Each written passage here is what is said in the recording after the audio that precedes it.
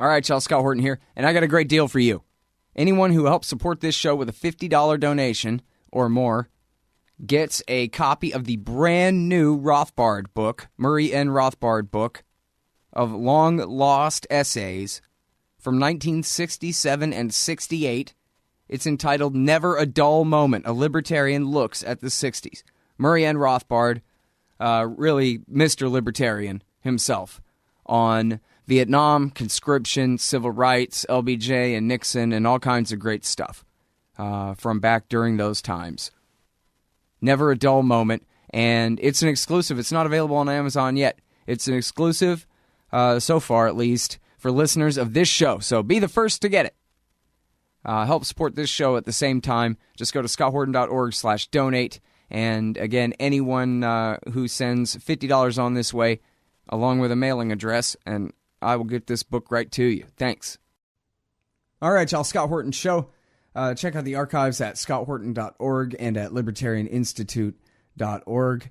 And, hey, travel to D.C. Me and Sheldon Richmond and Jerry LaBelle, 3 out of the 4 of us from the Libertarian Institute, will be at the Students for Liberty Conference there February 17th through 19th.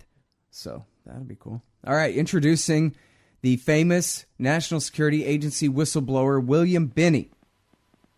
Let's see, in James Bamford's article for Wired, he writes, Binney was a senior NSA crypto mathematician, largely responsible for automating the agency's worldwide eavesdropping network. Welcome to the show, William. How are you, sir? Well, I'm pretty good, and thanks for having me. Good. I'm happy to hear that, and thank you very much for doing it. I've been meaning to interview you for actually many years now. I'm not sure why I never did, but I know, Sam Husseini dropped your email address right into my lap, so I thought, oh man, I gotta do this now. I guess I just didn't know if I knew enough for the best questions to ask you, but now I got a few. First of all, you've been writing these essays with the Veteran Intelligence Professionals for Sanity, and particularly with Ray McGovern, one of which ran in the Boston Globe.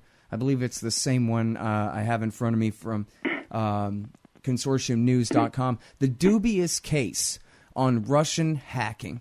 Of course, there have been a lot of assertions about Russia breaking into the DNC and to John Podesta, Hillary's campaign manager's email account, and leaking these emails to WikiLeaks. And you've written with Ray McGovern that you're not so convinced, sir. Is that right? Yes, so really there's two questions here. One is the hacking. I mean, hacking doesn't mean they transferred the data to WikiLeaks for publication, which is really the issue. I think if you're going to accuse them of interfering in our election, then the only way they would be doing it would be to leak the emails to WikiLeaks to get published so that they can be in public view. I mean, otherwise, everybody hacks everybody. In fact, we, the United States, do better at hacking everybody on the planet than anybody else in the world. So, I mean, the Russians they aren't doing anywhere near the hacking that we do, but they certainly do hack. But that's not the issue here. The issue is if we're going to do so, I mean, the president's already taken action, okay? So he obviously doesn't seem to be bothered by any of this. But to me, the issue still is with the intelligence community to prove that actually they did transfer those emails to WikiLeaks. I've yet to see any proof of that. Mm-hmm. All right, now, this is just a side note, but I did get an email from a listener of the show that said, basically, dang it, hacking and cracking are different.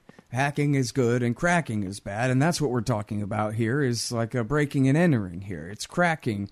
That's the accusation that they broke in. I don't know if that really matters to people outside of the computer security industry, but it seemed to matter to him. But anyway, so you're saying then, well, let's see.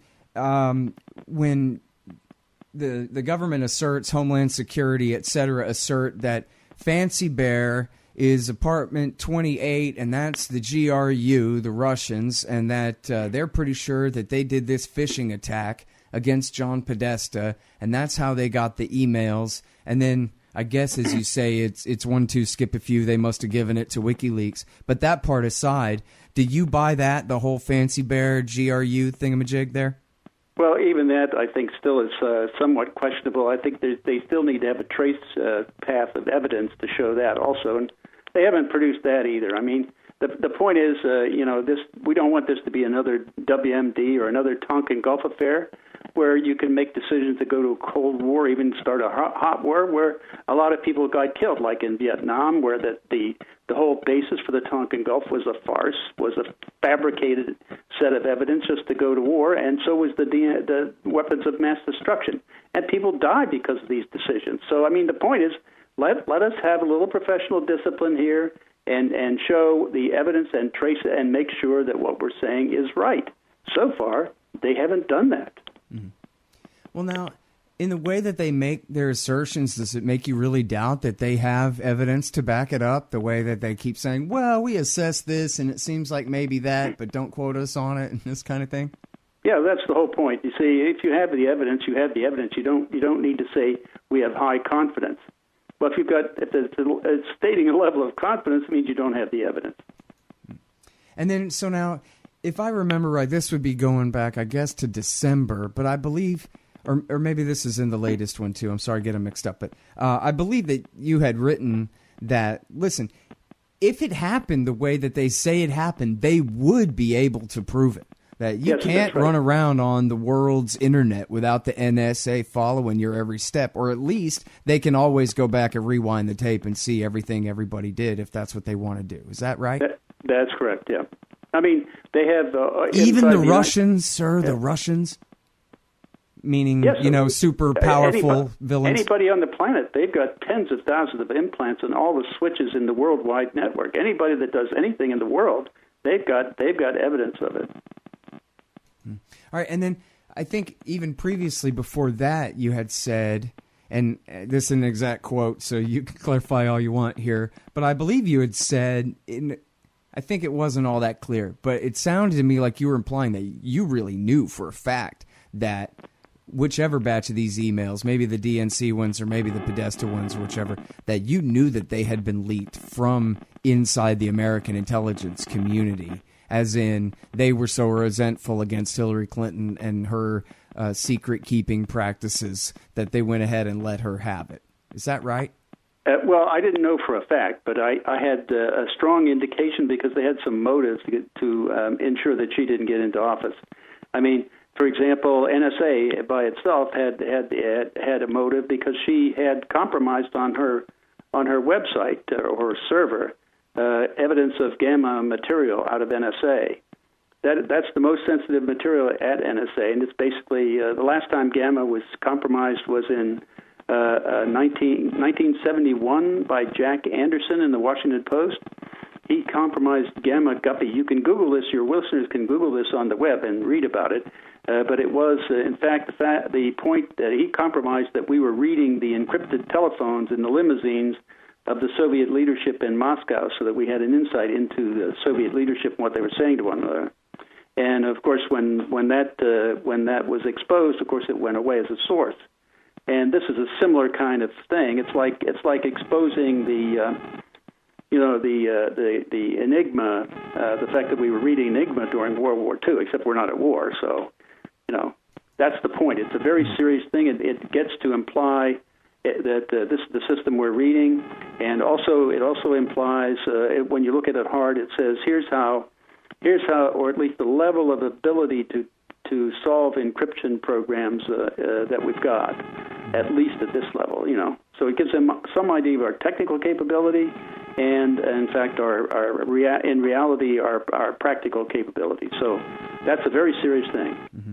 And now the other part of that though is I'm not one to usually take Hillary Clinton's side too much, but do you really think that NSA would do that? That higher level people or just some disgruntled guy would be so vengeful that they would leak on a major party candidate for the presidency of the United States as revenge for being that sloppy with their secrets? Well, I look at it this way. These people have done some very serious things, including fabricating evidence against people in courts of law. I mean, this is crazy. I mean, this is they'll do. I mean, I don't put anything beyond them. This is the intelligence community trying to ensure that they have some reasonable control of our government. I mean, that's what intelligence agencies are all about, and it's a very dangerous thing. All right, now, so let me ask you this. Out of all the Snowden leaks, and there are a lot, and I admit I have not been able to go through all the articles. They have them cataloged over at the Electronic Frontier Foundation page. But, you know, I think there's been allusions to this, but I don't think I've ever read or seen a real straight answer or kind of final definite answer to the question of, does the NSA save the audio of our phone calls? Because after all, they're just little MP3 files, or I'm sure they can zip them up a lot tighter than that even. And sometimes it seems like they indicate that, yes, they actually can go back and listen to the archives of all of our phone calls, not just see the records of who called who. Yes, I think there is some kind of Tim Clementi, the ex-FBI agent, hinted at that after the Boston Marathon bombing. Right. When he referred to the FBI and the intelligence community having the ability to go back and listen to the phone call conversation between one of the Tsarnaev brothers and his wife. He said that publicly on CNN. So that was just one indication of it. But the other point is to go look at if you have your listeners Google NSA space Fairview. That's the main program for a collection of data inside the United States, and you'll see all the tap points that they have, about 100 tap points inside the United States, distributed with the population. And it's that slide though is dated in 2004, so that was the level of the intrusion of domestically in 2004, and it's gotten much worse since then. So it gives you the direct idea that they're collecting voice over IP and all kinds of communications of U.S. citizens, not just emails, but also phone calls, and also you can listen to the testimony of Adrian Kinney and David Murphy Falk, who were transcribers at Fort Gordon, Georgia, who would do the transcriptions of the phone call recordings. Mm-hmm. And they talked about doing it, transcribing phone calls between U.S. citizens with no warrants. And this was starting in 2002, I believe it was, with the Adrian Kinney, and then David Murphy Falk took that through 2007. And basically, the Fairview program is the generating principle for that. So, hey, Al, Scott Horton here. It's always safe to say that one should keep at least some of your savings in precious metals as a hedge against inflation. And if this economy ever does heat back up and the banks start expanding credit, rising prices could make metals a very profitable bet. Since 1977, Robertson Roberts Brokerage Inc. has been helping people buy and sell gold, silver, platinum, and palladium, and they do it well. They're fast, reliable, and trusted for more than 35 years. And they take Bitcoin. Call Robertson Roberts at 1-800-874-9760 or stop by rrbi.co.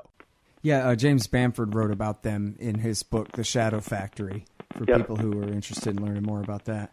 All right, and now I could have mentioned in your introduction there, I was just reminded, looking at my notes here, that I saw Oliver Stone recently say that the Nicolas Cage character in his movie Snowden was based on you. And there's an allusion in there, I believe they have a part of the dialogue where he talks about Thin Thread and Stellar Wind. And this was your project, Thin Thread, is that right? Yes, yeah. And can you describe that for us, exactly how that was supposed to work? Well, it was actually a functioning program at 3 different sites, 24 hours a day. It wasn't planning; it was actually executing, and it was a targeted-based program that looked at the entire flow of data across fiber lines and said, "Here's what's important data out of that," and it used the metadata to actually extract information that was relevant based on, basically three logical approach: a deductive, inductive, and abductive approach. Deductive means where you put together the social networks and you are in the social network of a known bad guy, why your data would be pulled. Or if you were in a zone of suspicion around it that is in close proximity to that social network, so that there was likelihood that you were involved or could be, that meant we had probable cause to look at you, and so therefore we would look at you that way. And And then the other one was inductive, so that if you were looking at websites that would be like pedophilia websites with pedophilia material on it, or websites that were advocating jihad or things of that nature, or if you were using a satellite phone that geopositioned in the mountains of Afghanistan or in the jungles of Peru, you might be in drugs there, or you might be a terrorist, so we had probable cause to look at you. And then that would be the criteria that they would use to select the information out of that flow across the fiber lines.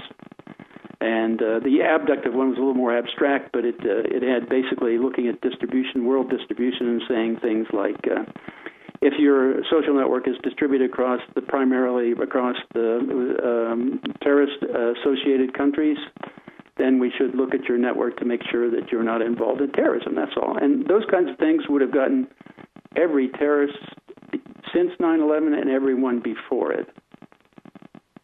That's the whole point. That was a targeted approach we used, not. After all, just look at what's happened. If you look at what they've been doing. Well, when did they cancel it? Just before 9/11.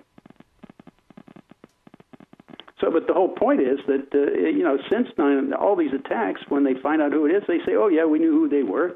They were bad guys. They were associated with these terrorist groups, or they were doing something like that." But in some way, they were connected and known, but not followed sufficiently to be able to stop or see the threat coming or stop it before people got killed. And so that was the outcome of that whole procedure. Bulk acquisition just dumps too much data on people, and they can't see the threats coming. So that means that people die first, and then you go in and use all the data you have on somebody. And isn't it nice that you have data on everybody in the planet so you can follow and trace them? But that's after the fact. So my point is that bulk collection by the U.S. and everybody else in the Five Eyes and everybody simply means that people die first, and then you clean up the mess afterward. Yeah. All right. Well, just in parentheses here, if it is the NSA putting interference on the line, guys, please be polite and knock it off. Just ask them if you can hear me now. I'm pretty sure they can hear us both. Yeah. All right, now, so you know what? Let me ask you about the wars, and I know that you quit in 2001, I guess, over this. If yes. you can talk about that if you want, but next I would ask you about just your opinion, such as it is from the outside, of what you think of the reporting about how we wage these drone wars and special forces wars in places like Afghanistan, where it basically all comes down to NSA cell phone data. And you put that in the hands of somebody like Mike Flynn, and he starts killing people. And I just wonder whether you think, or what you think of that sort of way of going about tracking down enemies, and how effective or efficient that might be. Well, first of all, I call it random slaughter, simply because they don't verify the target before they shoot. And then they have what's called a double tap procedure, meaning that once they shoot the target, they wait for other people to come in and try to assist them in some way or the other, and then they shoot them too. You could see that as an example in the gunship murders in Baghdad, the Collateral Murder movie that was released by Chelsea Manning, where the gunship shot people, two reporters and about 8 other people, I think, and then waited for others to come in and then shot them too. That's that double tap principle. And that's just random slaughter. First of all, they didn't verify that it really was a target. And they don't do that anyway. They just do it based on a telephone and GPS of it. So that means that they don't verify who's on the phone at the time that they shoot. So and that's a big mistake, because you end up killing people like in wedding parties and things like that. So, the whole idea is, that was the first rule of hunting when I was a kid. First rule of hunting was you make sure of your target before you shoot. And they don't seem to be doing that, and it's just, so that's why I basically call it all random slaughter. Yeah.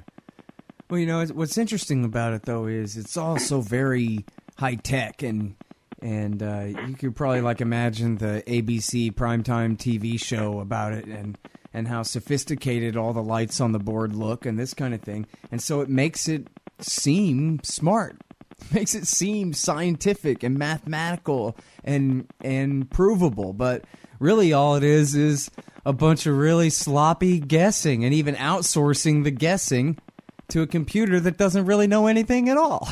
All it knows is this phone at some point had some contact with that phone, which is not even information. That's just data. That doesn't even necessarily mean anything. And it doesn't mean that whoever was on the phone to begin with is still there. That's the point. Yeah. Yeah, and that's why they're not verifying the targets, and that's really the big problem that they have. So, I mean, and also the double tap is a problem. After all, if you were driving down like the one fellow in Baghdad was with his two kids in the back, driving down the road and saw somebody laying on the sidewalk bleeding, wouldn't you stop to maybe help, maybe take them back, pick them up and take them into your car and take them to the hospital? Wouldn't you do that? And then because of that, you get killed. Yeah.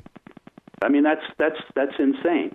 Well, and in fact, and the double tap is actually, according to the U.S., correctly, according to the U.S. government, that's the hallmark of al-Qaeda terrorists and other people like that. In fact, even Eric Rudolph, the Olympic bomber of 1996 and the abortion clinic bomber, that was his tactic, the double tap, where you go ahead and get the ambulance driver and the firefighter who come to try to save the day and maim them too. And then that's American policy. I'm not sure who's mimicking who there. Well, I guess we learn from our enemies, right? Yeah. Now we adopt their procedures. Yeah. All right, now, so there were a couple of developments, after the Snowden revelations. The court ruled that some of this was unconstitutional. The Congress, I guess, changed the law somewhat. They forced a sunset. Rand Paul actually forced a sunset on part of the Patriot Act. But then they passed a new thing. And I wonder, is that all just window dressing? Has there been any qualitative rollback of NSA surveillance of American citizens since the Snowden revelations? As near as I can tell, no, there hasn't been any. And it's all being done under Executive Order 12333, Section 23C.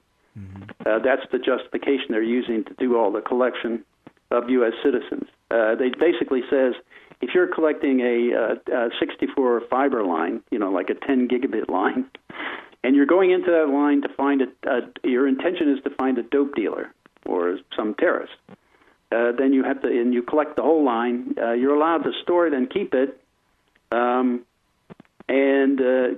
search it to find that terrorist or whatever. But in the meantime, that means that all the data on U.S. citizens, everything they've done, is stored there. And every program search that NSA runs, or the FBI, which has direct access to that data, by the way, with no attempt at oversight, nobody's talking about that. Mm-hmm. Also, the Drug Enforcement Administration has that too. So, but the point is, they every program that anybody runs against that data goes against everybody's information every time they run that search program. Yeah.